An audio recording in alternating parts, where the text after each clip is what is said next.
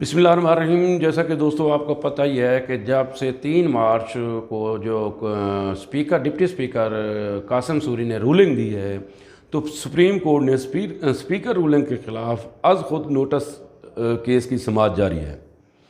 आज जो है ना, हम ये बताने की कोशिश करेंगे कि आज तक की अदालती कार्रवाई का क्या अहवाल है और अदालत के कितना जो है ना रुकनी लार्जर बेंच जो है ना इसकी समाअत कर रहा है, और इस बेंच में कौन कौन से जो है ना वो मुअज़्ज़ज़ जस्टिस साहिबान शामिल हैं, और आज तक की कार्रवाई का अहवाल हम आपको बताने की कोशिश करेंगे। तो जैसे कि दोस्तों आपको मालूम है कि 3 जो है ना मार्च को जब कौमी असम्बली की कार्रवाई शुरू हुई, और बामुश्किल ये तकरीबन 6 से 10 मिनट के तक जारी रही, कि जब फवाद चौधरी ने जो है ना एक लिखी हुई तहरीर पढ़ी और स्पीकर से मुतालबा किया कि इस बारे में राय दें, तो डिप्टी स्पीकर ने भी एक जो है ना पहले से तहरीर शुदा इबारत पढ़ के जो है ना अदम एतमाद मुस्तरद कर दी और कहा कि ये आइन की आर्टिकल जो है ना वो 5 या 5 के ख़िलाफ़ है, तो लिहाजा ये अदम एतमाद मुस्तरद की जाती है। उसके बाद आला अदलिया हरकत में आई, और आला अदलिया के जो है ना चीफ़ जस्टिस जनाब जस्टिस उमर अता बदियाल ने आज ख़ुद इसका नोटिस लिया।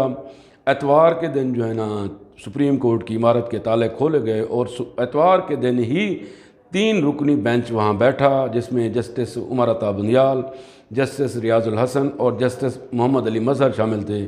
और इन्होंने इस केस की इब्तदाई समाअत की। इब्तदाई समाअत करने के बाद अदालत ने जो हुक्मनामा जारी किया, उसमें पहले ये बताया गया कि डिप्टी स्पीकर ने आर्टिकल 5 इस्तेमाल करते हुए बादियो नज़र में ना तहकीकात के नताइज हासिल किए और ना ही मुतासरा फ़रीक को सुना। अदालत जायज़ा लेगी कि डिप्टी स्पीकर के इक़दाम को ऐनी तहफ़्फ़ुज़ हासिल है या नहीं। और दूसरा, उसमें जो है ना उन्होंने हिदायत की कि कोई रियासती इदारा किसी गैर ऐनी इक़दाम से गुरेज़ करे, और सदर वज़ीर आज़म के जारी करदा कोई भी हुक्म सुप्रीम कोर्ट के हुक्म से मशरूत होगा।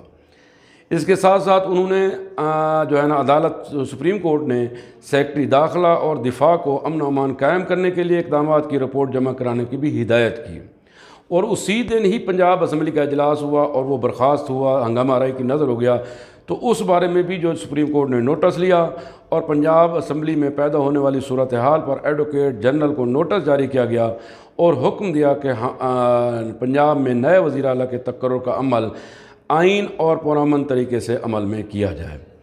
तो ये जो है ना हुक्मनामा जो है ना वो जारी किया गया, और समाअत जो है ना सोमवार जो है ना 1 बजे तक मुलतवी कर दी गई। सोमवार के दिन इस केस की समाअत हुई, तो वो उसमें 5 रुकनी जो है ना वो लार्जर बेंच सुप्रीम कोर्ट के चीफ जस्टिस ने बनाया। उसमें इन 3 जजेस साहिबान के अलावा 2 और जज जस्टिस जमाल मंदोखेल और जस्टिस मुनीब अख्तर को भी शामिल किया गया। तो इस तरह ये 5 रुकनी लार्जर बेंच बन गया। तो उस दिन जो है ना वो केस की समाअत हुई, उसमें जो है ना और हाँ, जब ये पहले दिन एतवार वाले दिन ये हुक्मनामा जारी किया, उसके साथ ही सुप्रीम कोर्ट ने तमाम जमातों को नोटिस जारी किए, और इसके साथ साथ उन्होंने जो है ना हुकूमत पाकिस्तान को, यानी उसमें सदर को भी फरीक बनाया गया था, अटॉर्नी जनरल को भी नोटिस जारी किया। तो सोमवार वाले दिन जब 1 बजे इसकी समाअत हुई, तो पीपल्स पार्टी की तरफ से फ़ारूक एच नायक ने जो है ना वो दलाइल दिए, और उन्होंने कहा कि स्पीकर की जो डिप्टी स्पीकर की जो रूलिंग है वो गैर आइनी है, वो आइन के मुतसादिम है। तो डिप्टी स्पीकर, क्योंकि उस दिन एजेंडे पे ये बात थी नहीं, एजेंडे में सिर्फ जो है ना वोटिंग कराना थी, और आइन के आर्टिकल 95 के तहत वो सिर्फ वोटिंग ही करा सकते थे, इसके अलावा कुछ भी नहीं करा सकते थे।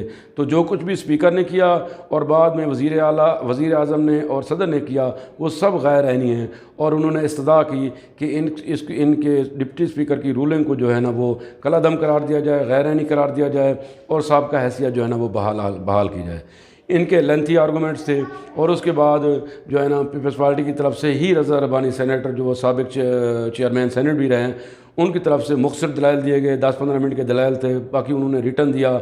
उसमें भी उन्होंने जो है ना वो जो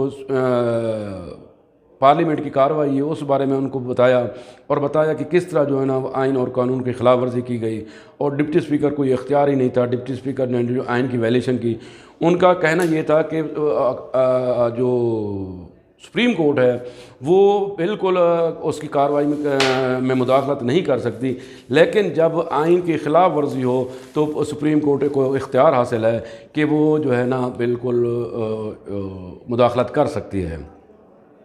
تو اس بارے میں سپریم کورٹ نے کچھ آبزرویشن بھی دی، جس میں انہوں نے بتایا کہ تمام سیاسی جماعتوں کا احترام ہے، سب کو سنیں گے۔ تو اس میں اس بابت جو ہے نا اس وقت جو ہے نا رضا ربانی صاحب نے جو ہے وہ کہا تھا کہ جو ہے حکم نامہ جاری کریں، کوئی اسٹے جاری کریں، تو اس پہ جو ہے نا پھر جسٹس جو ہے صاحب نے کہا کہ جو ہے نا ہم ہوا میں فیصلہ نہیں دیں گے، ہم تمام جو ہے نا فریقین کو سنیں گے اور اس کے بعد جو ہے نا وہ فیصلہ کریں گے۔ اس دوران سپریم کورٹ نے یہ بھی کہا کہ اسپیکر آرٹیکل 5 سے عدم اعتماد مسترد نہیں کر سکتا۔ پھر ڈپٹی اسپیکر رول 28 کے تحت رولنگ دے سکتا ہے یا نہیں، یا صرف یہ اسپیکر کا اختیار ہے، اور اختیارات مختلف ہیں تو سپریم کورٹ کے دائرہ اختیار پر سوال اٹھے گا۔ عدالت نے یہ بھی کہا، میرے خیال میں ڈپٹی اسپیکر رولنگ نہیں دے سکتا، جسٹس منیب اختر نے یہ کہا۔ پھر رولز کے مطابق 3 دن بحث ہونی تھی، بحث کرائے بغیر ووٹنگ پر کیسے چلے گئے، یہ چیف جسٹس صاحب نے کہا۔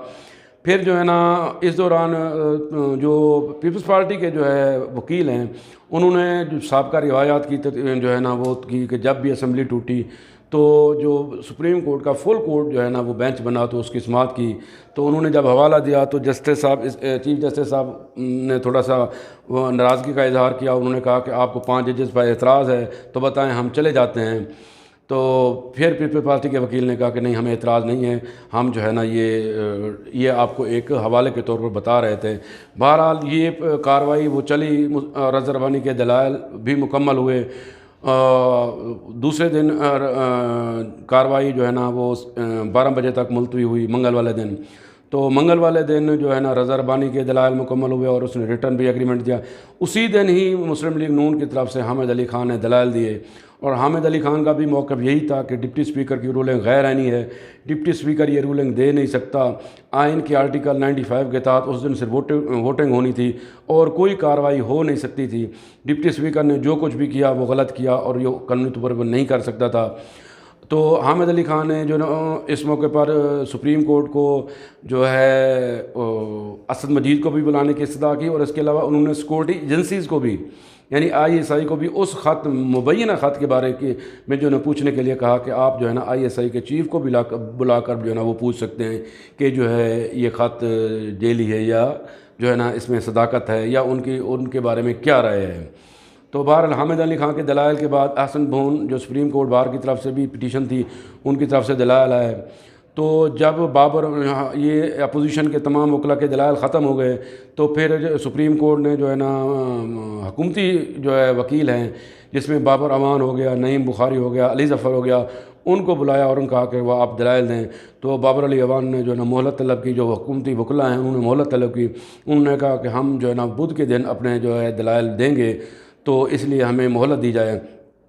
تو اٹارنی جنرل نے بھی کہا کہ یہ میری زندگی کا آخری کیس ہے، یہ یعنی میری اس اٹارنی جنرل کی سروس کا آخری کیس ہے، تو میں چاہوں گا کہ میری تاریخ میں مجھے برے لفظوں کے ساتھ یاد نہ کیا جائے، تو میں بھی اس کے بعد جو ہے نا تھوڑا ٹائم لوں گا۔ تو آج جو ہے نا بدھ کے دن کارروائی جاری ہے۔ آج بابر امان، نعیم بخاری اور علی ظفر کے دلائل مکمل ہوں گے، اور ہو سکتا ہے آج مکمل ہوں اور اٹارنی جنرل کل دیں تو فیصلہ کل آ جائے، یا ہو سکتا ہے ان کے دلائل ختم ہونے کے بعد اٹارنی جنرل دیں، تو لگتا یہی ہے کہ جمعرات یا جمعہ تک جو ہے نا یہ فیصلہ آ جائے گا۔ اور میری اپنی جو ہے نا ریکویسٹ یہ ہے کہ جتنا جلدی یہ فیصلہ آئے گا اتنا جلدی ہمارے ملک اور قوم کے لیے بہتر ہے۔ ایک غیر یقینی صورتحال ہے، ہمارے ملک میں یہ نہیں پتہ کہ اس وقت حکومت کس کی ہے، یا اس میں آئین جو ہے نا آئینی حکمرانی ہے یا غیر آئینی حکمرانی ہے۔ تو تمام قوم کی نظریں سپریم کورٹ کی طرف ہے۔ سپریم کورٹ اس کا جتنی جلدی جو ہے نا وہ فیصلہ کر دے گی اتنی جلدی اچھا ہوگا۔ ہمیں بھی احساس ہے کہ سپریم کورٹ کو بھی اس کی جو ہے نا اس کا احساس ہے، اس لیے تو انہوں نے آج خود نوٹس لیا ہے۔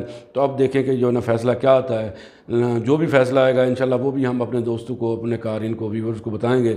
تو اس دعا کے ساتھ بہرحال جو بھی ہو ہمارے ملک کے لیے اچھا ہو، ہمارے ملک پاکستان کے لیے اچھا ہو، اور ہمیشہ خوشیاں بانٹیں، کیونکہ خوشیاں بانٹنے سے بڑھتی ہیں، اور زندگی دیتی نہیں لٹاتی، اور وہی کچھ لٹاتے جو ہم دیتے ہیں، لہذا اچھا دے تاکہ اچھا لٹائے۔ والسلام۔